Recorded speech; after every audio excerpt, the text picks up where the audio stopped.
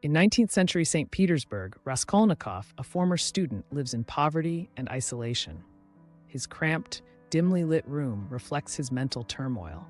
Struggling to make ends meet, he pawns his belongings, including a family heirloom, to a pawnbroker.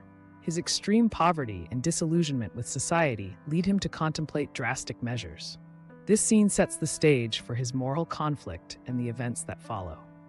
Raskolnikov becomes obsessed with the idea of murdering the pawnbroker, Alyona Ivanovna, whom he views as a parasite on society. He rationalizes his plan using his Superman theory, believing that extraordinary individuals are above moral laws. Walking through the crowded streets of St. Petersburg, he rehearses the details in his mind, his intense gaze revealing his inner chaos. This scene highlights the dangerous path he chooses. Raskolnikov carries out his plan, brutally murdering the pawnbroker and her innocent sister, Lizaveta. The scene is chaotic and violent, with bloodstains marking the crime. However, instead of feeling empowered, Raskolnikov is overwhelmed by fear and disgust. This act of violence marks the beginning of his psychological descent and sets the tone for the novel's exploration of guilt and punishment. After the murder, Raskolnikov is consumed by guilt and paranoia. He becomes feverish and delirious, fearing that every glance or whisper is directed at him. His trembling hands and erratic behavior draw suspicion from those around him. This scene delves into the psychological consequences of his crime, showcasing Dostoevsky's mastery in portraying inner turmoil. Porfiry Petrovich, a shrewd investigator, begins to suspect Raskolnikov. Using psychological tactics, he subtly pressures Raskolnikov during their conversations. The interrogation room is tense, with Porfiry's piercing eyes and calm demeanor contrasting with Raskolnikov's nervous posture. This scene highlights the cat-and-mouse game between the two characters. Sonya, a virtuous but impoverished woman, becomes a beacon of hope for Raskolnikov. Despite her own struggles, she offers him compassion and understanding.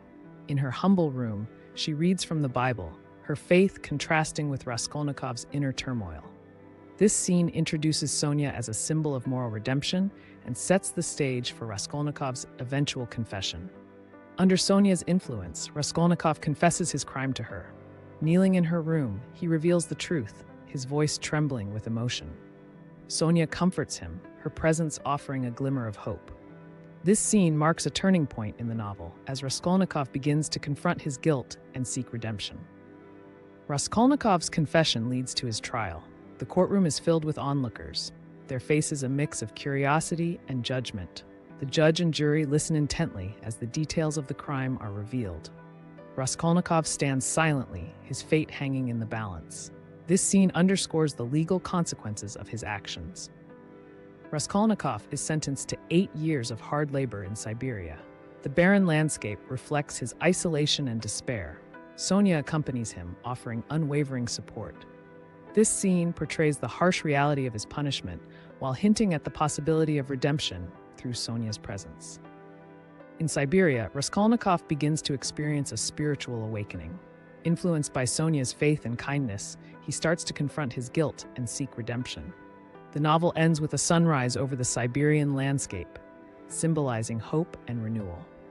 This scene highlights Dostoevsky's exploration of the human capacity for change and forgiveness.